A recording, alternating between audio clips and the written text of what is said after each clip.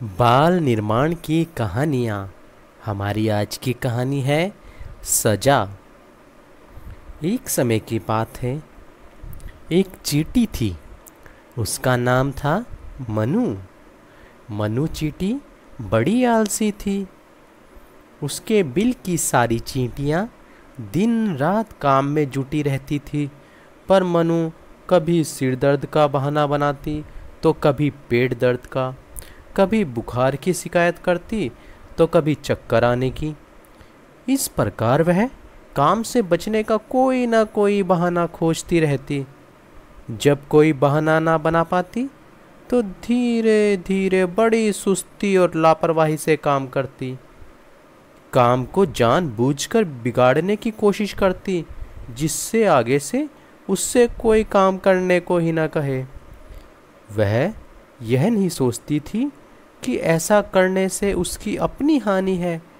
उल्टा सीधा काम करेगी तो कोई भी उस पर विश्वास नहीं करेगा और ना ही कोई उसे प्यार करेगा। एक दिन रानी चींटी ने सभी चींटियों को आज्ञा दी कि वे सभी अंडों को बरगद के पेड़ के पास जाकर कुछ देर धूप में रखेंगी। मनु रानी के आगे कुछ न कह पाई। मन मारकर उसे जाना ही पड़ा।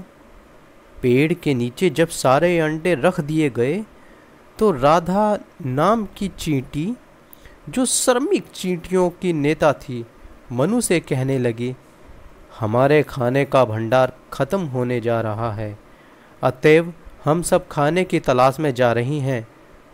तुम्हारे पास चीनू को छोड़े जा रही हूँ। तुम दोनों मिलकर सावधानी से अंडों की रक्षा करती रहना, लापरवाही ना करना। तुम्हारे ऊपर बहुत बड़ी जिम्मेदारी छोड़ रही हूँ। मनु ने बड़े नखरे से अपनी गर्दन हिलाकर कहा और अंडों के पास अपनी रखवाली के लिए जाकर बैठ गई। थोड़ी देर तक वह आराम करती रही, चीनू से बात करती रही, पर जल्द ही उसका मन भर गया। धूप में बैठना भी मनु को अच्छा नहीं लग रहा था। वह छाया में लेटकर सोना चाहती थी। मनु चीनू से कहने लगी, चीनू, मैं जरा घूमने जा रही हूँ, अभी आती हूँ। चीनू बोली, इस समय तुम्हारा जाना ठीक नहीं। अरे, ऊपर सारे अंडों की सुरक्षा का दायित्व है। ओह, बस 5 मिनट में पानी पी कर आती हूँ। मनु ने कुपित होकर आंखें ना चढ़ा कर कहा। बिना चीनू की ओर देखे, उसकी बात बिना सुने वह तेजी से वहां से चल दी। बरगद के पेड़ के पास जाकर मनु रुकी। ठंडी ठंडी हवा आ रही थी। उसका मन प्रसन्न हो गया। पेड़ के नीचे कुछ फल भी बिखरे पड़े थे। मनु ने जी भर के फल खाए। फिर वह पेड़ की जड़ में बने छेद में घुसकर ठंडी सी जगह में अंगड़ाई ली और हाथ पैर पसार कर आराम से सो गई। अचानक आसमान में काले काले बादल उमड़ने लगे। चीनू चींटी को बड़ी चिंता हुई कि पानी आ जाएगा तो सारे के सारे अंडे बह जाएंगे। उसने सोचा कि अब इन्हें जल्दी से लेकर घर चलना चाहिए। चीनू ने मनु को खूब जोर जोर से सैकड़ों बार आवाज लगाई, पर मनु सुनती कहाँ से। वह तो बरगद की जड़ के अंदर आराम से सो रही थी। आखिर चीनू थक गई। उसने सोचा कि यह दुष्ट ना जाने कहाँ चली गई। जल्दी ही कुछ काम करना चाहिए, नहीं तो सारे अंडे पानी में बह जाएंगे। कुछ अंडों को मुंह में दबाए तेजी से दौड़ती हाँफती चीनू अपने बिल में पहुंची। वह रास्ते में इतना तेज दौड़ी थी कि उसकी सांसें फूलने लगी, दम सा घुटने लगा था। क्या बात है चीनू? उसे देखकर रानी चींटी चिंता भरे स्वर में पूछने लगी। चीनू ने सारी बात बताई कि किस प्रकार बरगद के पेड़ के पास अंडे असुरक्षित पड़े हैं, पानी आने वाला है, जल्द ही दूसरी चींटियों को भेजिए, नहीं तो सारे अंडे बह जाएंगे। रानी ने तुरंत ही चींटियों की एक लंबी सेना अंडे लेने के लिए भेज दी।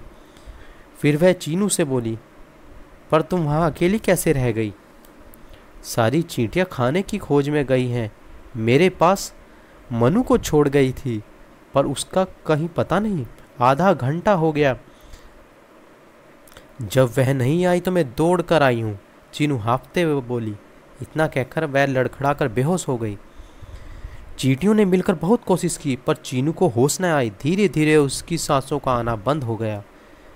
रानी चींटी को बहुत गुस्सा आया। वह बोली, चीनू के मरने का कारण वह कामचोर मनु है। उसे कठोर दंड मिलना ही चाहिए। कामचोर, आलसी और निकम्मा अपनी ही हानि नहीं वरन दूसरों को भी कष्ट में डालता है। ऐसे को तो अपने साथ कभी नहीं रखना चाहिए। सभी चींटियां गर्दन और हाथ हिलाकर कहने लगी, ठीक कहती हैं आप महारानी जी। खूब पानी पड़ा, बिजली कड़की। उससे भी बड़ी देर बाद मनु की आंख खुली। आंख मलते वह उठी और बोली, अरे आज तो मैं बड़ी गहरी नींद सोई। संध्या का छुटपुट हो रहा था। मनु तेजी से अपने बिल की ओर बढ़ने लगी। रास्ते में वह मन में यह सोचकर प्रसन्न हुए जा रही थी, आज तो खूब मजा आया, काम भी भला टला। बिल में पहुंचते ही मनु की पेशी रानी चींटी के सामने हुई। मनु, तुम्हें बिल छोड़कर जाने की आज्ञा दी जाती है। तुरंत ही यहाँ से चली जाओ। रानी चींटी गुस्से से भरकर बोली। उसने मनु को देखकर मुंह फिरा लिया। मनु ने ऐसी कल्पना भी ना की थी। यह आदेश सुनकर वह धस सी रह गई, फूट फूट कर रोने लगी।